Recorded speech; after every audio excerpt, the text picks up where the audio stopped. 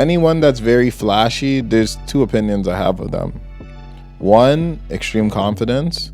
Two, extreme insecurity. It's kind of funny that those two things can be like the same for the same type of person. When Mozzie was talking, why did he mention his weight? I felt like there was a level of insecurity about his weight. I think, personally, I believe the chains are supposed to represent a distraction from his actual aesthetic. When you're working on your body and yourself, you start to have a confidence in your body that when somebody says, oh, like, I'm not interested in you, you just kind of think, oh, it's not necessarily anything to do with me particularly. Absolutely. Like, oh man, we're back. We're back in studio. We back, baby. We missed last week. You Yeah. know, we just had some things that we had to do. It was just a hectic week. It's busy, man. It's busy these days. Especially now we're damn near finished November. The week prior to this one was quite busy. We had a lot going on.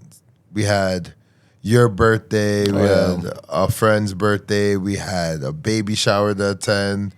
We had the hit workout. Yeah. So the week's been pretty hectic. We managed to get through it, through and through. What was your thoughts on it? It's dope, man. It's my birthday last week, you know. Getting older, but wiser, you know, and I'm aging good, so I love it. So, yeah, it was just dope. I liked it. This time of the year, it's always a little bit hectic when my birthday's coming up because I'm not a guy that plans that great, so I'll be the first to admit that. So, but it was good to just get out with, me and you went out for some drinks, got some dinner with some other people as well, celebrated other birthdays as well. So went out for dinner and stuff like that. So I loved it, you know. It's good to just, acknowledge your birthday. Sometimes you don't need a big celebration. For me personally, I don't need a big celebration at this stage, but I do like being around people at a specific time and just getting together, maybe doing something a little bit small just to kind of give you some acknowledgement. I mean, it is your birthday. You are getting older, but it is a time to reflect on the year and what you did. I don't like to keep it to one day. I like to keep it to the entire year of what I did. So this year it's been a little bit of a year, a lot of ups and downs, but we're headed to the end, and I'm happy. I'm happy where we've gone with this year, what I've done in this year. So I have no regrets. How about yourself, Lavinia? How do you feel about your week prior to this week? prior to this week, it's been good. I think I'm sort of just like wrapping up the year the same way that you're saying, Ahmed, and then just kind of like thinking about the next year as well, just like what it is that I'm hoping to do next year as well, and just sort of just trying to also reflect on all the good things that have happened this year. I think sometimes you can sort of get to the end of the year and you're like, I feel like I haven't accomplished much, but it's just kind of actually looking at what it is that I've done and kind of being happy about that as well. Because, you know, the marathon was there. We did the marathon. That was really great. Yeah, congrats to that. And so it was, that was an experience. That was quite an experience. Let everyone know the marathon ain't no joke. So make sure gotta you clap train. it up for everyone that Make sure you train for that. Gotta Make train sure for you that. train, yeah. Exactly. Would you do it again? I don't think so. Well, same, I mean, even for me, I kind of slowed down with the running, so I understand. You know, the pain of the marathon is quite the pain. No, 100%. Yeah. But speaking on that, even the last weekend, we all know there's a big fight that happened. Yeah. There was Jake Paul versus Mike Tyson. So for those that don't know, Mike Tyson, obviously former heavyweight champ, but the world baddest man on earth. Everyone has deemed him that. You've seen the interviews, you've seen the highlights, you've seen the lowlights. Everyone knows who Mike Tyson is, and then we got Jake Paul. And he's the social media darling this day and age. You know, social media runs this our society nowadays, so a lot of people tend to know who Jake Paul is. He's like a YouTuber, social media caricature, I guess you can call him. And yeah, they had a crazy boxing match through Netflix, which is the first for Netflix. They don't stream any type of sports. So this was basically them branching off into live streaming. So the fight went on, and people had a lot of conversations about who they thought was going to win. Mind you, Mike Tyson is about 58 years old. Jake Paul is about 27, 28 years old. So almost a 30-year difference, basically. So I want to ask you, with everything that was going on, the promotion lead up to the fight, what's your whole thoughts of just the marketing behind the entire fight?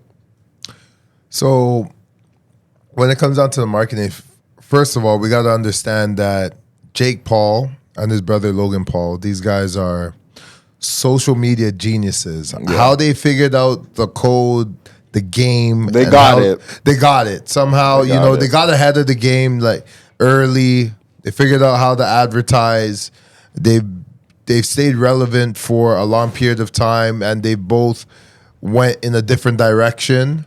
And for Jake Paul, he's been now more recently creating a lot of fights. Yeah. What people would consider as gimmicky fights and whatnot. But at the same time, as gimmicky as they may think, as gimmicky as people may think these fights are, they're still tuning in to these fights. So he's figured out a way to sell fights regardless of the age of his opponents or how far in their career that they're in.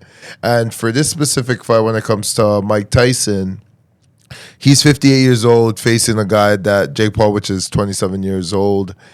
And anybody that has logic or any sense in their head would understand that the difference between ages plays a big role and a big factor in terms of how well they'll do in the fight. But throughout that whole period of them training and the marketing aspect, they managed to convince a bunch of people, like a good chunk of people, to tune into the fight. And I believe what they were selling at that time period, which we were talking about, is hope. Yeah. Where they wanted the underdog to win, regardless of how old he was. They just thought, because of his prior accolades of him boxing and the prowess he had when it came to being like a savage in the ring, yeah, they kept showing old flashbacks of who Tyson was in the past and not really focusing on who he is today. Mm-hmm. And that's what a lot of people were falling victim to that thought process of the glory days of Mike and not thinking about Mike hasn't fought in over 25 plus years. And how does that work? Yeah, it's interesting. I mean, I found it funny with the Tyson videos because they put it on 2-speed. Yes. And Buddy looks like he's destroying his trainer.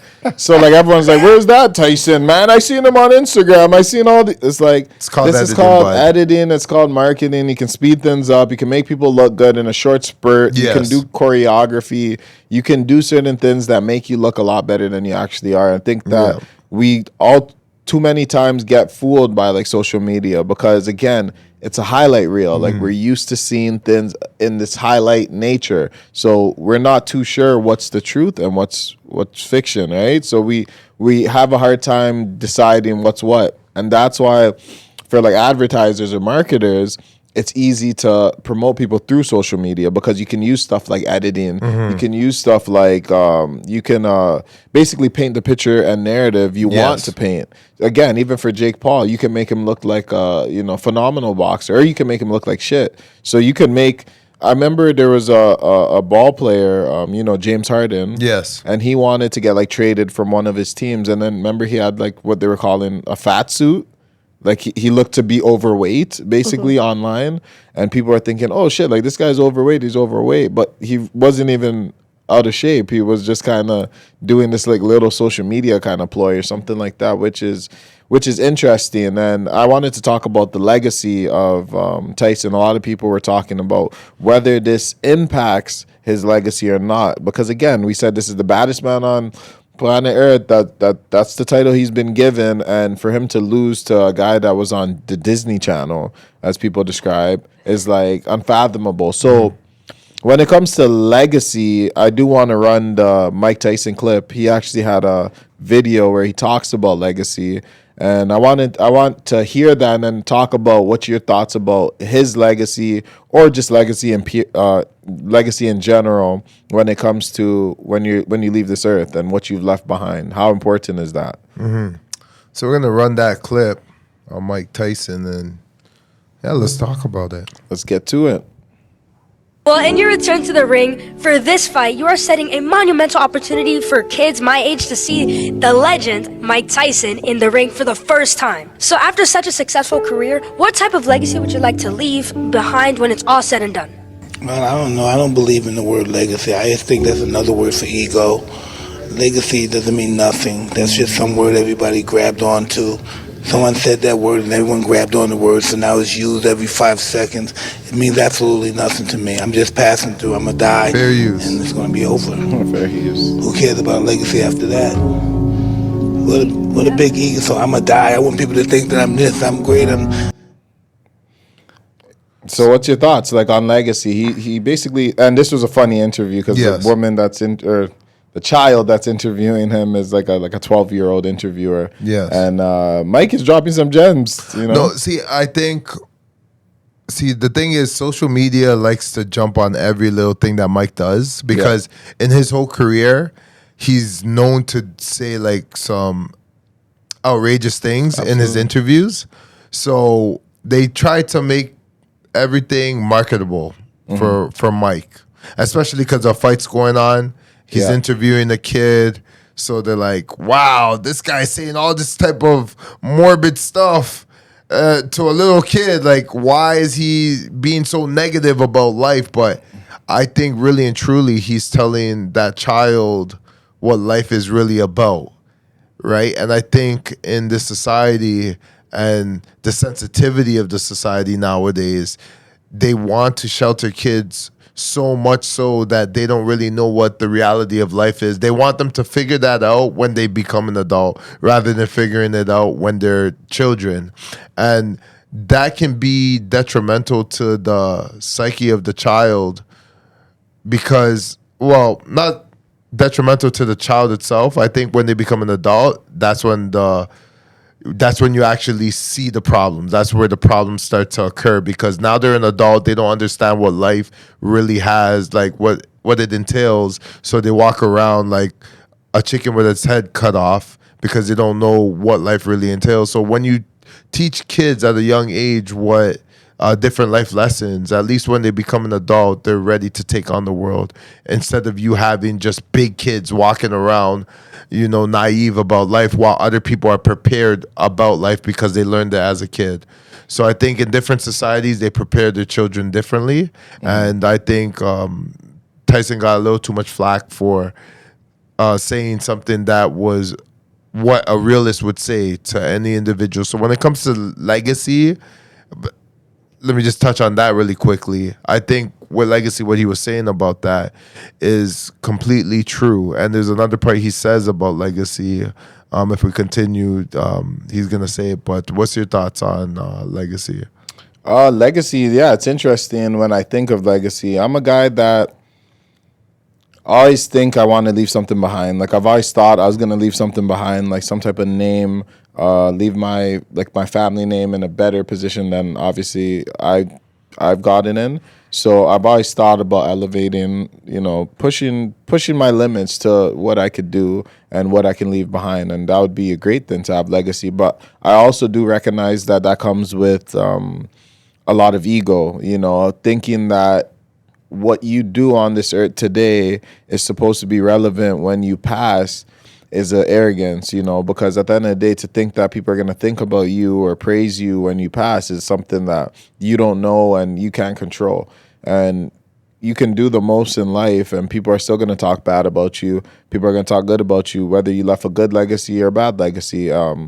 These are things that, in my opinion, like Tyson said, when you're dead, who's going to really, how arrogant is it of you to think people are going to talk about you or mention you, right? A lot of the stuff that you do is just going to be something you've done and you're just going to be a relic of the past. So I think, legacy means something when it affects a lot of people, like so communities and things of this nature. But if you're just talking about legacy in terms of your earnings or success and stuff of that nature, I think that's just what people have created for you. So again, like you can have a legacy as a good actor, And what does that mean? Okay, you're good at acting. You did a couple movies. You're a rich superstar. Like, what does that mean generally to anyone else but your family? It doesn't really affect too much, right? So I think if you leave a legacy that has impacted the world or impacted communities in a positive way, I think that legacy is not much to do with you, but what you've done, rather than like the egoism that comes with legacy of an individual. Like say Mike Tyson, the legacy he might be leaving in terms of boxing is only the legacy he leaves for himself of him being a boxer. You see what I mean? It's like he said profound stuff and stuff that people can take from, but at the end of the day, he was just a boxer. He wasn't a philosopher. He wasn't a guy that changed the world. He was a guy that was compelling, had compelling life, and we just liked him when he was alive. So I just believe that the legacy has to do with ego, and I think that a lot of us have these main character syndrome. We have this main character syndrome that we think that we always have to do something that's going to be remembered, but most of the times we're all not going to be remembered. I think the only time you're actually remembered is one, through your family and very close-knit circle, but also if you leave, I would say, information. So when I say information, I'm talking about, let's say you wrote a book. Yeah. Like philosophers are remembered because of the doctrines that they have. Yes. Uh-huh. Right? People like Plato, Aristotle, Socrates, all these guys, it's because of the works that they leave. So when I say when you have a book, so if you have a memoir, or if you have an autobiography, or if you have some profound stuff that you're saying, but you actually have it written down, or somebody documented it and kept it, then that's what you'll be remembered as, because there's something to look back at, to remember you from. But like what Tyson was saying, but it is egotistical to believe that you should be remembered. That's where I'm getting Yes. at. The fact that you think you should be remembered for the legacy you've created, I think that's part of ego that you cannot control. You can't what control people that. remember you for is not what you can control. Yes. And at the end of the day, it's almost irrelevant to a certain degree. That too, at the end because of the day, you're usually dead by that time. Yeah. Legacy only happens when you're dead. yes. You only get recognized That's for when you what get you've recognized for what you've done. you've done in life, Yes. right? So it's only when you're dead. So it's almost a useless thing to think about as While you're alive. when you're actively Yes. alive. Like there's no point to think about, well, I want to leave this and make sure my name is this big. I think we all get caught up in Yes. that. I think it's because of the celebrity culture as well, the fame and the having certain people admire us. I think we fall into that. Yes. We admire people, and then we would like to be admired. That's like how life is, you know? All of us want to be liked and admired by our peers. We want to be respected. We want people to talk good about us. But the reality is we can't control what people think about us, and we can't control what our actions we've done in the past might affect in the future. That's just something that happens. So I think it's something that most people shouldn't focus on. I think you should focus on the now, the present, what you're doing, and what people are remembering you for today as you're alive, rather than what you do tomorrow, because that can be subject to change very quickly. Exactly. But yeah, we could get to other questions though, because I know reason why I brought that whole Mike Tyson situation up is because social media just blew that thing up, and I did want to talk about just social media and how impactful it is, and especially when we're talking about this whole wave with the dating shows like the Pop a Balloon show. I seen a video recently that got very much viral, where it was an interesting character that came on this Pop a Balloon to Find Love show, and pretty much he was just flaunting a lot of cash. Yes. He came in and he was talking big money shit. Baller shot collar. It was a baller shot caller. He came in saying what he wanted to say, but it's funny, it did go viral. At the time I watched it, I didn't think it was kind of a viral moment, but it seems I had this conversation with a couple people. You're right. I didn't think it was a viral moment. But I had this conversation with a couple people, and pretty much the premise of it is, should you lead with your wallet when it comes to dating? I guess that's why it went viral, because of how he went about it on a dating show. Very straightforward when it came to the money he was earning and what he could provide for a woman that decides to date him. but it wasn't presented in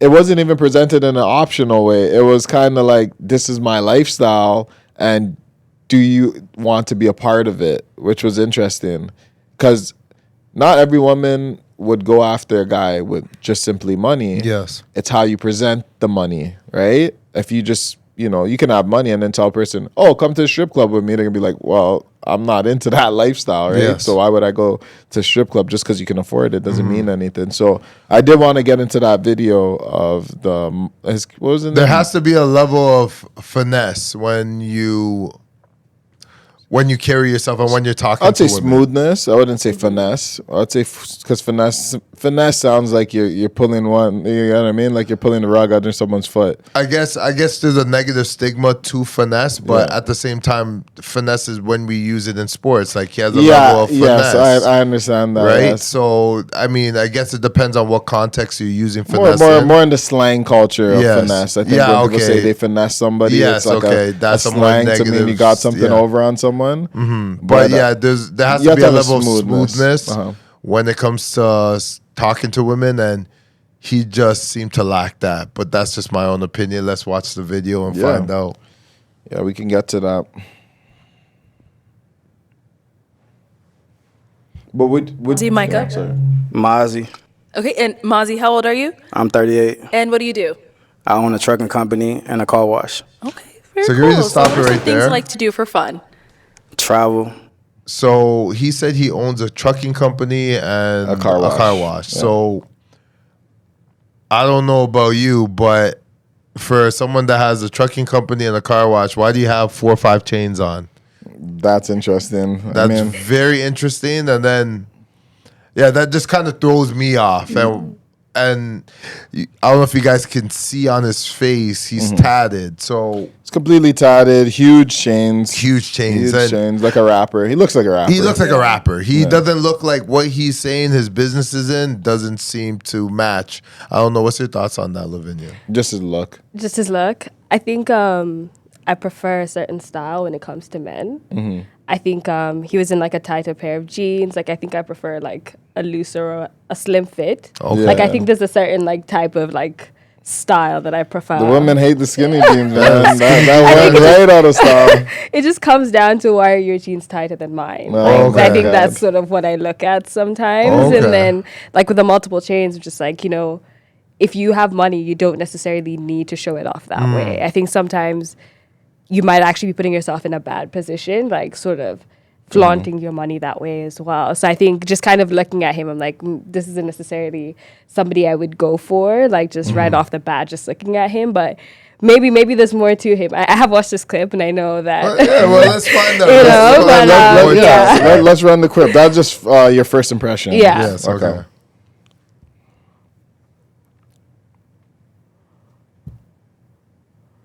Book private jets, yachts, and pop bottles in clubs. Okay. Yeah. What are some things you look for in a woman? A woman that's not promiscuous. She believes in herself. She's assured of herself, and she don't have no insecurities. Okay. Now, what are some deal breakers? That what I just said. Oh, okay. Well, then, so we did get to pop balloons. Let's go on over there and see why they ended up popping. We can have your name and age and why'd you end up popping your balloon. I'm Alexis. I'm 30 years old. Okay. And Alexis, why'd you end up popping your balloon? Well, Mozzie, you're very handsome, Thank but your aesthetic is not normally my aesthetic. You like skinny guys? No, it's not that. Okay. I like a little weight on them. Yeah. But I'm trying. So I think personally, this first woman that came up, when Mozzie was talking, why did he mention his weight? I felt like there's a level of insecurity about his weight. I think personally, I believe the chains are supposed to represent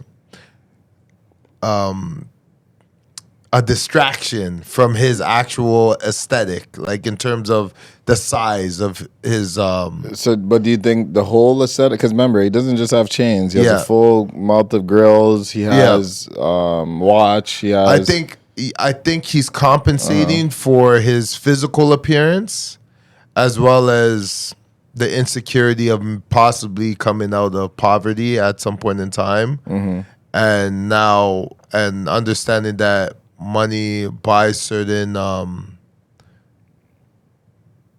having money gives you certain opportunities. So now he's just taking that to a whole nother level. So like the extreme level where he's like, well, if I present myself in a certain way, for sure women are gonna want me. That's what I'm getting from that. I do think there's a level of insecurity for anyone that wears like big chains and stuff like anyone that's very flashy. There's two opinions I have of them. One, extreme confidence. Two, extreme insecurity. It's kind of funny that those two things can be like the same for the same type of person. You know what that reminds me of? It's just like when they say there's a fine line between being a genius and being mad. Yeah, exactly. And I think it's the same thing for like this, right? Because who am I to tell somebody that dressing flashy is inappropriate? Like even in meeting somebody, well, that's my style. Like if I dress a certain way, that's my style. If I want to wear chains, I want to wear a nice blinged out watch. If I want earrings that are popping, if I want a nose ring that's popping, teeth glistening, that's kind of like a personal choice. That's like a fashion statement of sorts, right? But when we think about regular society, this might be criticized because even as you said, though you mentioned different things, you said, the jeans and other things that you kind of pointed out. But even with the change, I'm assuming why you didn't really love it is because it was too flashy for you, maybe? Yeah. So with it being too flashy to you, it just means that it's something you're not used to, correct? Yeah. So you wouldn't do something you're not used to because it's not a norm typically in society. I mean, honestly, how much guys that look like that are you gonna bump into in life? You see what I mean? So he has a very specific look. So I understand that, and I don't want to criticize him for that simply. But as you pointed out, she just said she wasn't really interested in him, and then I think she said, did she say physically? No, she didn't mention that. So she didn't even mention physically, and he's like, oh, what, you don't like big boys? Yeah. And she's like, no, I have no problem with that. And I think that she was mentioning flashy. She mentioned flashy. He went to his size. Yeah. So I think that did show the insecurity, because at the end of the day, if someone was confident, they wouldn't mention any flaws that they potentially thought they had.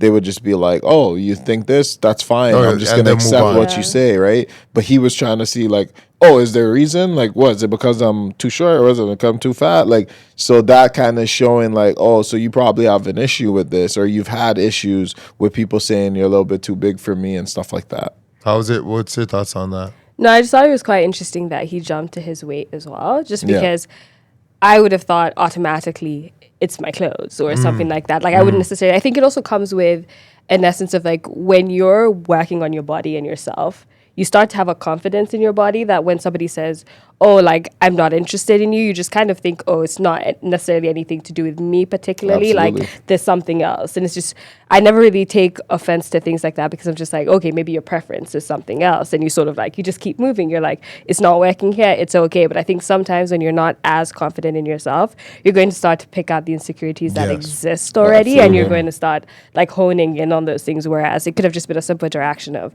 oh, I'm not your aesthetic, that's okay. We can sort of move on to the next one. Well, we can get back into the video and let's see what the other women are thinking of this guy.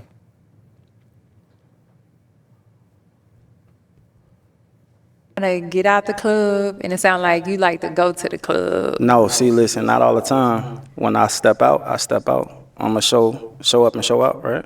Right. That's how I have fun. I'm not outside all the time. Okay. I'm getting money. All right, For real. let's fast forward to the third woman. So not the next one over. So yeah, let's go Your after name the and one age in and the why'd you end up purple. popping your balloon? The next one after, yeah, this one. This is Hey. the one I I'm wanted Akuna. to get to. I'm 36, and I popped because of the reason the book girls gave, just because. I got too much going on. Yeah, that's it. There's something wrong with that? You know, I'm not used to that. I got you. It's a little different, and sometimes we're scared of difference. So yeah, 100%. Okay, got it. Is she someone that's your type? You ever been on a private jet before? No, not yet. Not yet. I want to find out.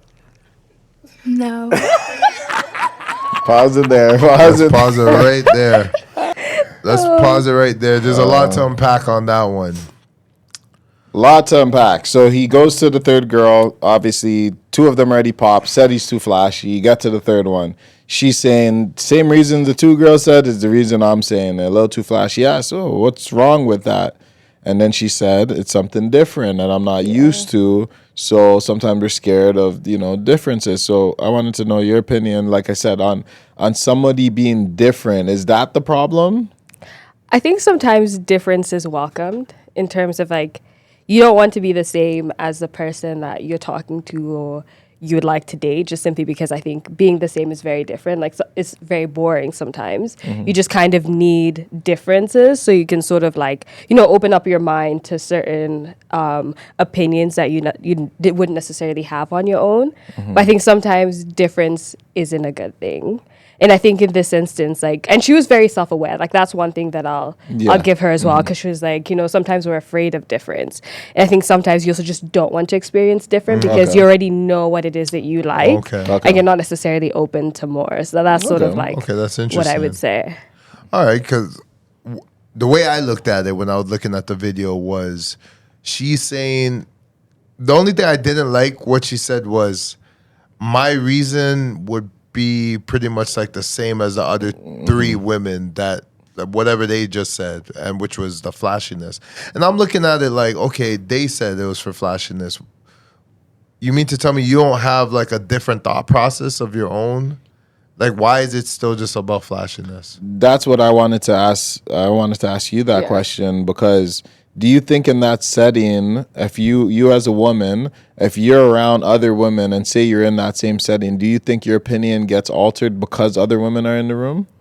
I think that happens for a lot of people, not just women in general. I think as women, we are a little bit more influenced by people around us. I think just naturally women talk to their friends a little bit more and ask for opinions a little bit more. But I think in this instance, it did make sense that she thought the same thing, because if she's saying that flashy was an issue, that could just be her opinion, and her opinion just aligns with the other women that are in the room. So that's absolutely fine. But I think sometimes when you're in certain settings, you just sort of go with the crowd and you go with the flow just simply because of group mentality. And you're so afraid of like sticking out and saying your own thing. But sometimes you do see it, but I think it very rarely happens. So I think her opinion could be very valid in this situation, because flashy isn't for everybody. It's actually for like a very small percentage of people in reality. But I think sometimes it is group mentality as well. I think that's understandable for sure. But then after she mentioned, well, she's not used to it. So that means, in a way, I felt like in the back of her mind, it was just more of like the fear of not seeing that type of flashiness before. But I felt like in a way that she was interested, but not too interested. But because everybody else is hitting them with flashiness, she's just like, I might as well fall in line with that. But I can't see how being too flashy would be the thing that kind of X you out of the situation. Which is interesting, because now that I look back at the video, when I first seen the video, I thought he actually was a little bit more upfront about this, and he is upfront in his look. In his look, it's upfront, but he did say he owns a trucking company and he owns a car wash. Yes. He didn't say he's in the club like that. The other girl had, you look like you're in the club. Exactly. He's like, I come out when I come out. But I guess the point of this whole thing is that we do judge a book by its cover. Because at the end of the day, especially for a show like that, they have to judge it by its cover. So maybe, in a different setting, he would be different. Like, he's portraying himself how he looks, right? So again, if he's a flashy guy, why come on the show with no chains, right? And then after you date the girl, now you have the chains on. It'd not make sense. It would not be conducive to what she's seen on the show. So you have to be authentic anyways, right? If you wear chains and you act like that, then come out like that. You get what I mean? Yeah. But I think the big thing where I was surprised is that he wasn't really like bragging about it, but until because they already popped. Yeah, they already popped. Yeah, like, all of them did. Almost all of them already popped. Oh, yeah, there's one left. And then he said, at that point, he's like, okay, let me go back to my, what gets me Yes. women. Basically, he basically let me revert to the main thing that like a lot of women probably use me for or like me for, which would Yes. be the money. Like, of course, now he says private jet. Well, how much guys do you know could take you on a private jet? I don't think I know anybody who Exactly. And I can ask 100 girls and they won't know neither. 1,000 girls, they won't know. 10,000 girls won't know. So point of what I'm trying to say is he used that. Now he's trying to use his money as a tool to get women. And I think he already got popped on. So at this point, he's kind of like, well, I have nothing to lose at this point. Now it's time to go into my like emergency resort, you know? Like now I'm just throwing the cash. Throw the bait out. Throw the bait Now out. it's like, well, He's fishing. and it's kind of funny because I was He's like, fishing. at that point, like when he asked the girl about the private jet, and she like, no. I found it funny because like you may as well said like, you know, what if I just threw a bag of cash at you? Would you come with me somewhere now? Like that's basically essentially what you said. You're trying to buy. You're now trying to purchase some type of connection. And I think that's where like the criticism came from because you cannot purchase a connection. You cannot purchase love. You can purchase sex, but now it's a transactional situation. Okay, yeah. I think what actually happened, well, I think at that point he was like on the second last woman, and he's like, God damn it, I'm about to be embarrassed because I don't want the last woman, and this is the only woman that I'd probably take out off the show. Exactly. I think that was what it came down to. But I lost the two. I need the last one. It's like I got to throw everything out at this one. Like throw the whole kitchen sink. I'll throw you a bunch of money. I'll throw a money bag. Yeah, I'll give you a money bag. I'll pay your mortgage. Like, you know what I mean? Pay your rent. You know, I'll pay 2 months of rent, man. Just come off the show with me. I don't want to like. I think it was more about not losing face, where that's why he started doing that. Like he was like more at the desperate stage, and it didn't work out. Nonetheless, we went viral for it for the wrong reasons. But hopefully, he doesn't have a social media following because that's gonna be pretty hilarious. But yeah, like and as the video goes on, we don't even need to get into the video no more. But basically, he's gonna start mentioning stuff about the money he has. So he asked the girl about the private jet, then he asked her about a yacht, and she actually has a good, intelligent answer. She says, "You know what? I know it'd be nice to go on a yacht with you, but I don't really want to go on a yacht with someone I'm not feeling whatever it is, right?" So she's basically saying like she's not attracted or whatever the case may be. But I thought that was a good thing of her to say, to make that clarification that it's like money's not enough to necessarily get me to go anywhere with you.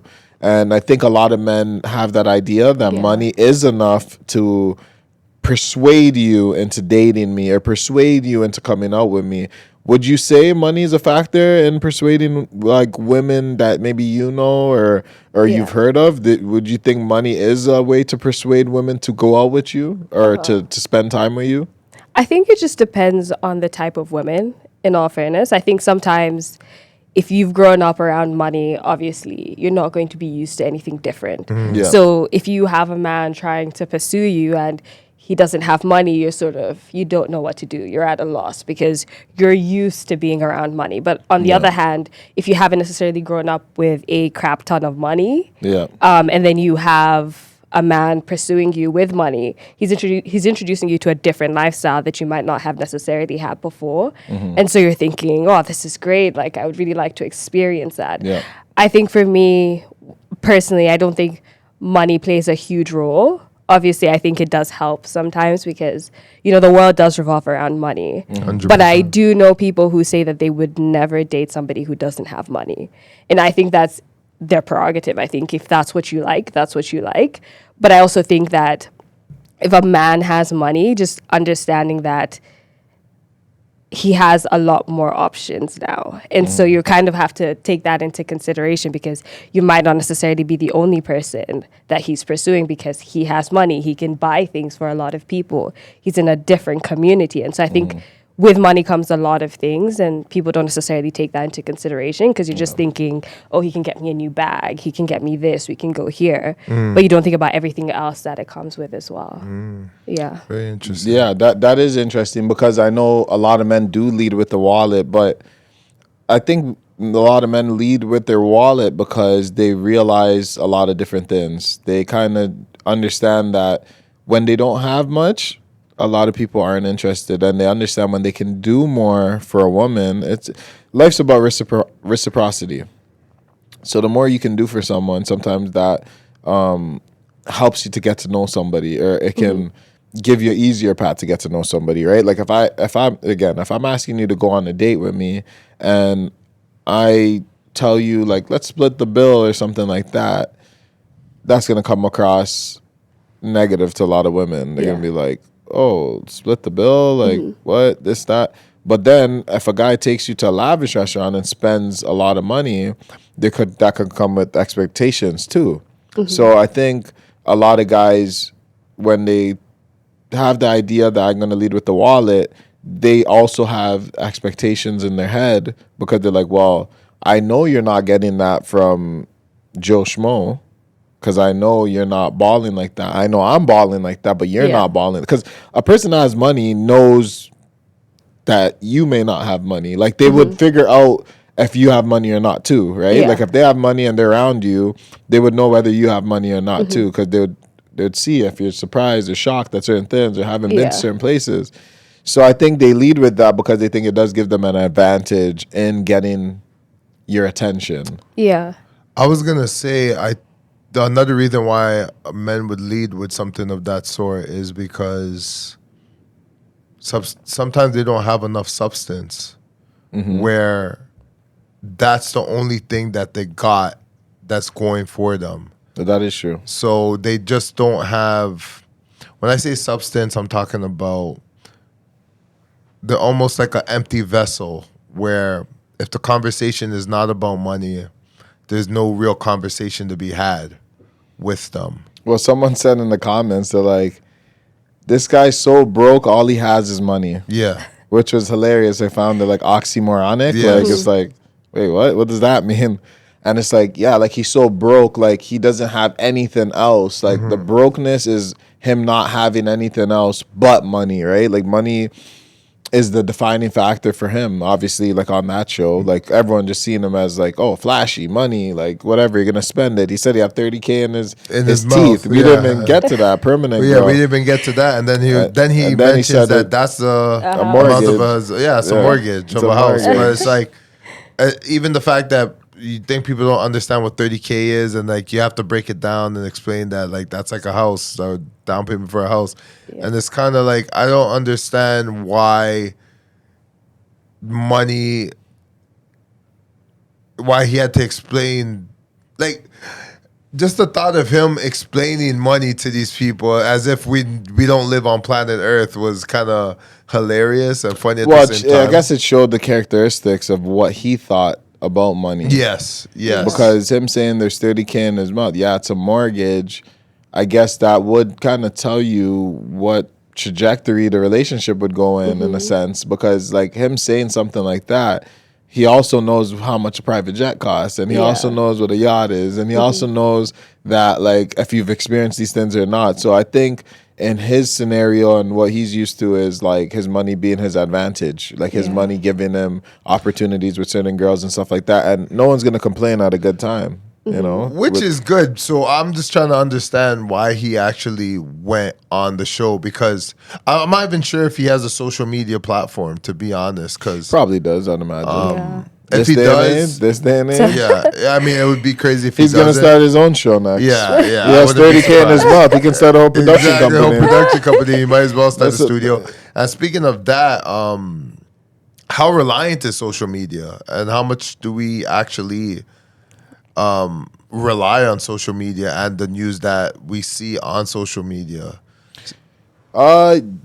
That's a good question. How reliant are we on the information and news we get from social media? I think we're all impressionable these days. I know a lot of the time we say kids are the ones that are impressionable, younger adults, young adolescents, but I think humans now are impressionable in any capacity. I think we can change our opinions based on what we're seeing, you know. You can look at so much political things going on online, right? That like people are picking sides, posting this, posting that. We look at, you know, some news we see from whether it's from the left side or from the right side, whether it's propaganda from a different country. propaganda from our own country. There's lots of different. We're getting misled in a lot of different directions, and it's up to interpretation. So I think with social media and our reliance on it, it's becoming too much of a dependent source of information for us. Because when we wake up, we go to social media, we check in. Oh, what's this? Oh, this happened. Oh, that celebrity died. Oh, they bombed that place, and we just see it. We don't fact check. We don't go Google. Oh, wait, did this happen today, or when was this? And so sometimes information is old information that already happened a long time ago, and you're thinking it's new. So we don't even have timeline. We have no source of reference for any of the information we get through social media. And I think that's a dangerous rhetoric because in the social media realm, there's a lot of subsections where you can get very extreme opinions on one side, and then you can get opinions that are more general information that everyone can go. I think as consumers, you have to say to yourself, how much of the extreme information do I want to believe? And how much of the general information do I want to believe? General information is basics. So just stuff like happening in your city, locally, certain stuff going on, just keeping up with certain things. But then it becomes dangerous when the extreme information gets filtered through your lens of your social media, because how can you differentiate, what's right and what's wrong? Because if majority of the people on your social media, for example, agree to a certain thing, say there's a war going on, we know there's many wars going on. Some people agree to one side. Another set of people agree to the other side. Well, if majority of the people on your social media believe one thing, most of the posts you see is going to be based on promoting that. Then if you have another subsection that's saying something different, less people on your social media is going to agree with that. So where do you fall in? Do you still fall into the status quo of what the general audience, what the general circle of friends you're around believe in, or do you do your own research and figure out, no, I don't want any of them to influence my decision making. I want to go and do the research actually and figure it out. And I think in this day and age, we don't do research. We just listen to what's being said. Hey, post this, post that. This is happening here. So make sure you get the post out.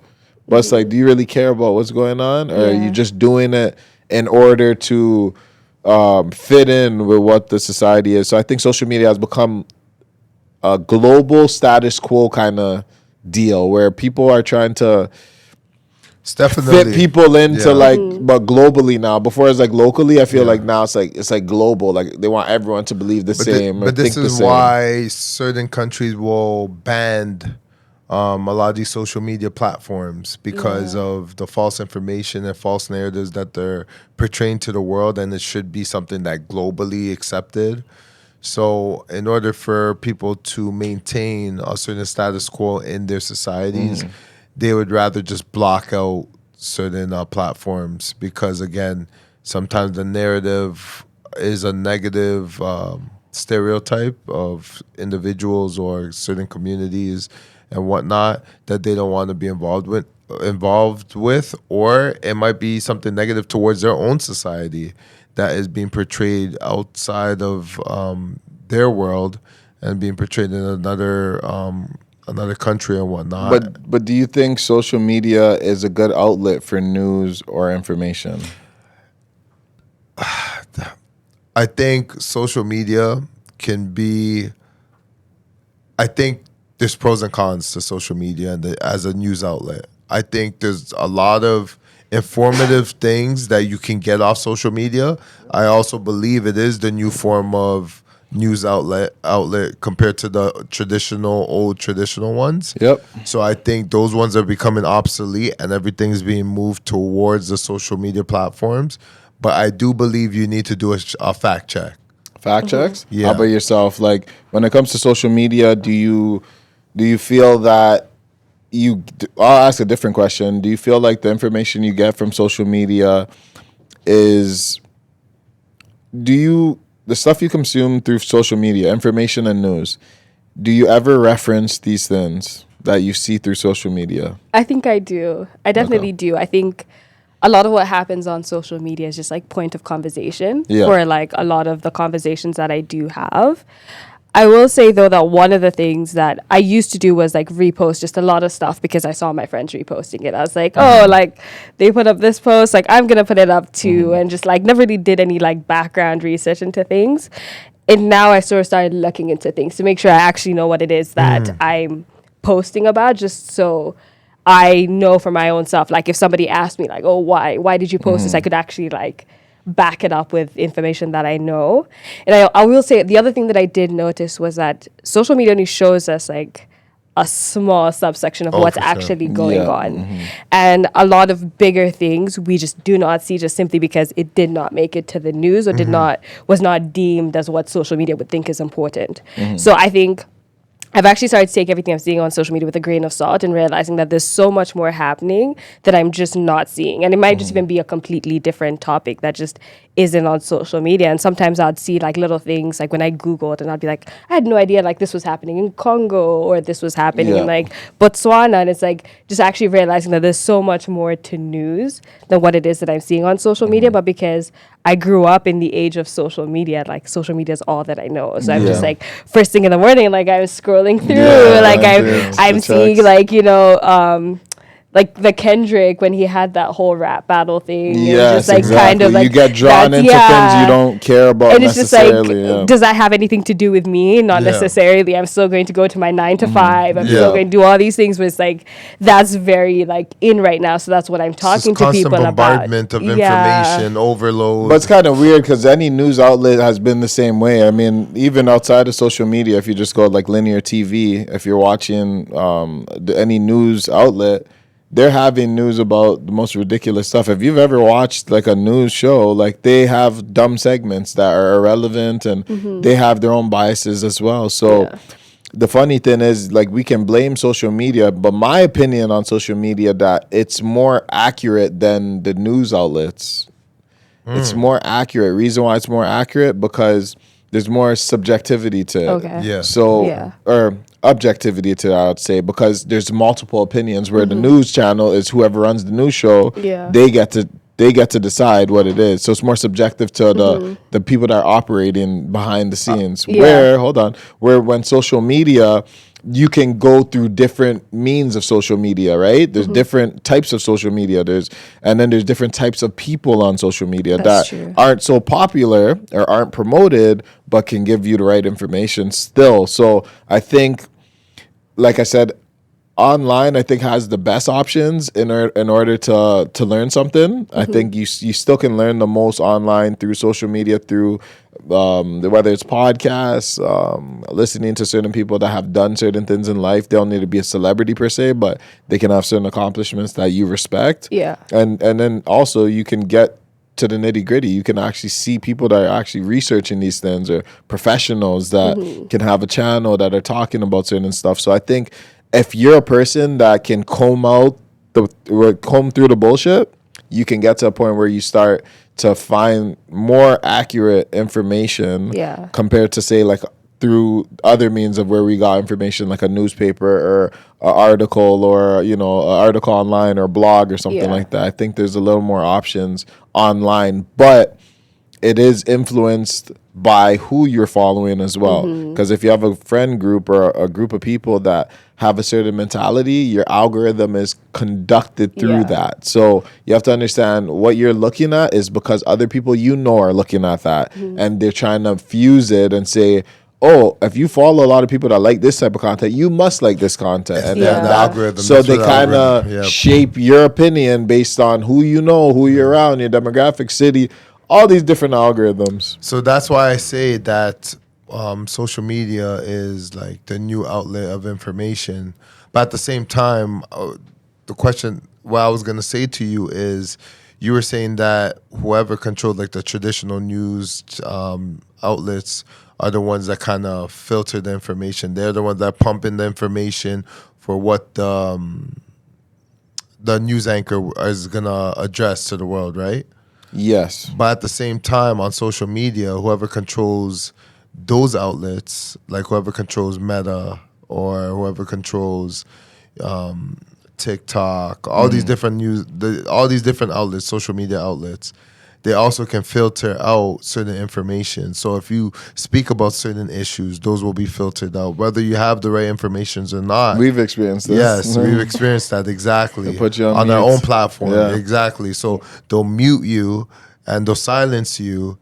But it's very subtle, but it goes to show you that even on these new social that media is true. platforms, The there's still censorship. the censorship is still there. You can't, it's not freedom of speech, and you can say whatever you want. You will be either canceled, even on YouTube. You can see But that here's as well. the thing. This is what I say about social media, because yes, you're right, for the biggest platforms, absolutely. But there's smaller platforms, where you could say what you want to say. But again, that has to be due to your own research. If you decide to go to the big platforms and listen there, well, yeah, they have more algorithms that aren't going to get you the right information that you're looking for. But if you go through like X, which was formerly Twitter, they're different than Instagram. Yeah, you go yeah. on X, that's not Instagram. You can talk about whatever you want to talk about. You can spread whatever misinformation you want to spread. So you can do whatever you want to do in a sense, and people don't like that, which is funny. So I feel like people like to be in a box inherently because they've been taught to be in a box. So when people get outside of the box, they're like,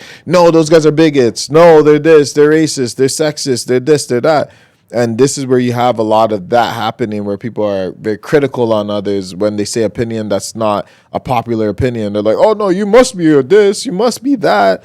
And the fact of the matter is that not all of us come to agreements on the same opinions. Yeah. It's just that. But we try to make them out to be something, or we put labels on people. And then that I think us putting labels on people halts us from getting a good understanding of what's going on. Because again, I'll go back to like a Trump. A lot of people that I've spoken to, they'll be like, Trump's a racist. Okay, so say that's your premise. We have a conversation, I'm talking about Trump. Oh, I don't like Trump, he's a racist. So what does him being a racist have to actually do with anything else of what I'm looking at and information that he's saying, whether it's, factual information or whatever? Him being a racist has exactly what to do with other stuff, that like policies, or him being a presidential candidate and whatnot. But people will point out to the racism because that's what's being promoted to them. That's what's being filtered to them. But again, we're not focused on information. We're focused on misinformation. So as long as somebody can guide you in the wrong direction, you might follow that, right? Just That's like true. And Kamala Harris is the same thing with, is she black? Is she not? What does that Well, have? What does that have to do policies with and exactly? Is she black? Is she not? Like, oh well, she said this in here, and then look, this is this picture, and we don't even know what's true, what's wrong, what's like we don't know. I think what happens is, I think this is also the level of education of the citizens as well. Absolutely. Right? When you're worried about the things that are irrelevant, like that are redundant, like you worry about the little these things that just don't make any sense on the.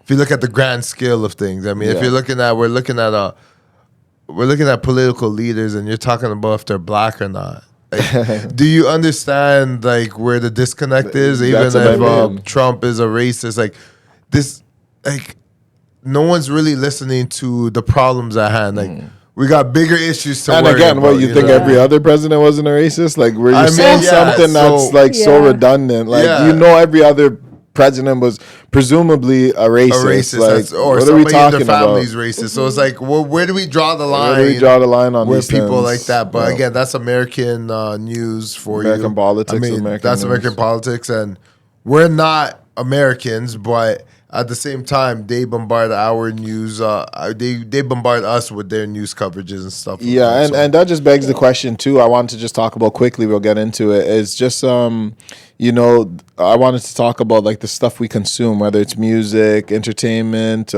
movies. Do you think that shapes who we are as people? Because again, like we said, with the opinions of others, and like listening to celebrities say this, or listening to musicians say that, because they also have celebrities, musicians, athletes, whatever. They also have a lot of influence on us and how we think. So do you think that we're shaped by what we consume? And I'll ask you first, and then you can give us your answer. Okay. If you think like we're shaped by everything we consume, it's shaping our personality and our actions. So for me, I definitely believe that what we consume does shape our personality. It does shape how we conduct our lives. It does shape different aspects of our lives and the choices that we make in terms of the direction we take Yes. in setting a path to how we're going to conduct our lives. But I think, and especially when it comes to music, that's something that we consume on a daily basis and we for multiple hours at a time. If you keep hearing the same message over and over again with this with a certain type of melody and a certain type of frequency, that changes you as a person. I strongly believe that, because when I go to the gym and the certain type of music I would listen to in the gym, or certain type of music I would listen to if I'm going on a walk or if I'm going on a run, there's a different element to it. There's what I would consider as tranquil music, and there'd be a different type of music selection that I would choose that's like rage music.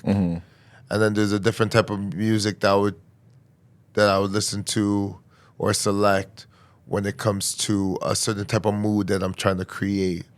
But do you think that shapes you? Because that is shaping me. But hold on a second. The reason I'm saying this is because we have these emotions. We have all these emotions, and they're not necessarily good or bad. They're just an emotion, just a reaction what we get. If you need to go to the gym, you need aggressive music. I'm going to explain to you how it shapes you, because as we've spoken about this before, right? You'll never see a black guy going having a keg party, right? Not never, but very rarely. Very rarely. Okay, never. That's a strong word, but very rarely where that culture would promote a keg party, right? But if you look in Caucasian parties, the keg party is something that they would. The keg culture. Yeah, keg culture is something that is predominantly in Caucasian, in that world, right? You won't typically see in the black culture where there's this form of, I guess, I don't know if it's derogatory or not, but they call them emo kids, right? And that promotes a different side of like the psyche and what they choose to do. Some are deleting themselves and they're doing all these things, cutting themselves, and so on and so forth. But you're not seeing that being promoted in the black culture. And that's because of the type of music that we're consuming. That's also is determining on the type of shows that we watch as well. So I'm saying that does play a role in how you conduct yourself within the culture. Okay, so that's for maybe a younger person. So now you're adult, you work a 9-to-5 job, you listen to hip hop. Old programmings. Old programmings. No, well, I'm saying but what I'm saying is, of course you would have heard this, but again, even if it's old programming, again, there's people that are in their 60s. So certain habits will still remain. Yes. You can get rid of some, but some will be internalized because it's already in your So you listening to hip hop, say for example, what would you say that changed in your life, like at this stage now? Like what would you say you listening? The thought process that I've developed over time, it will still remain. There's still going to be remnants of that like what thought process? Like which part? I would say even like just the whole concept of the hood and the mentality of people in the hood. I would say that thought process still remains in my head unconsciously. But is that because the music or because the environment? I think more. If you lived in a suburb, how would that be applicable to you? Yeah. Don't you see suburb kids still walking around emulating people that are coming from the hood? Yes. But are they from the hood? No, they're not. So why are they emulating it? I think it's because they have the option to. Does that make sense? Like they can still step out of that environment and be like have their suburb lives. They don't need to deal with the consequences. Yeah, they don't do need it to in deal. the suburbs. Like they'll take that. But it's because they're not actually going to face the consequences. Because they don't feel the consequences. Of what it is that they're doing. Like I said, a black kid does the same thing. You sent me a video of a guy that was from the suburb. Yeah, he ended up he killed a guy getting in here, killed, right? not too far from here, in Barrie. A guy that was on. But he wasn't in the hood. But yeah, he was. He wasn't in the hood, but he was influenced. I know what you're saying. So there's obviously people that are going to get influenced by music, and so all these things are influential. Anything that is consumed is influential to some sort of degree. But what I do ask the question is that when you become past the programming stage and you're ready let's now, ask you're Lavinia adult. about that question. Yeah, the impressionable, being music or whatever you consume, it being impressionable. Do you think it's impressionable in your life, like music, stuff you watch, the way you think? Is it because of what you're listening to or what you're consuming? I think to an extent we all are like influenced by what it is that we see. Like it might not be as drastic as some people. You're not necessarily taking things as the hard cold truth and applying it to your life, but I think to some extent you are influenced. I think for me, like the biggest influence I'd say that maybe I'll say movies has had on my life is just like I really like romance movies, so like that's what I've grown up like watching and I really enjoy it. And so like my ideas of like love and relationships probably isn't as realistic as it should be for like society, you know, like you're being told about like this fairy tale but ending. you don't think of that, like you don't consciously think necessarily and be like, oh no, this is just a movie I'm watching. I do think it's a movie that I'm watching, and but it took some time for me to get to that stage because growing like up from being a kid to like so it's like into now the that like adult stage. I'm sort of experiencing like the dating world and society for what it has to offer, I'm sort of realizing it might not always look that way, you know, because I think it's this idea of like, oh, you can have butterflies, but it's like, is that anxiety that you're experiencing as opposed to like a good feeling? So it's like, it's kind of like, I think you have to do a lot of deprogramming for this stuff not to influence you the way that it used to. Yes, the deprogram. And so, I think that's what has to happen. Or you need to be able to separate what it is that you're watching or listening to from everyday life. So it's like, yes, you can listen to rap music, but you don't necessarily need to take that with you into society because it might not be the most conducive actions for you to like live. But that's not to say that some people aren't living that reality. It does happen where what it is that they listen to in music is what they see. But it's like, I think a lot of the time when you're leaving that impressionable stage, I think it also is why it matters what you listen to when you're impressionable. Because I think, I was just saying to you guys, like growing up, like a lot of what it is that I would watch and listen to was heavily censored. So there's a lot of things that I just did not know about until I maybe reached like 16, 17, 18. And that's when you're stepping out of that impressionable stage and you're like, oh my goodness, like I can't believe that. Like, people, like a lot of the music didn't have cuss words. So it's like we knew that cuss words existed, but we were getting detention for using them. So you didn't even use them in the first place. So like there's a lot of things that I did not experience. So I think the level to which I was influenced to was a lot less than what I would say maybe you both experienced, like growing up in Toronto and growing up in Canada.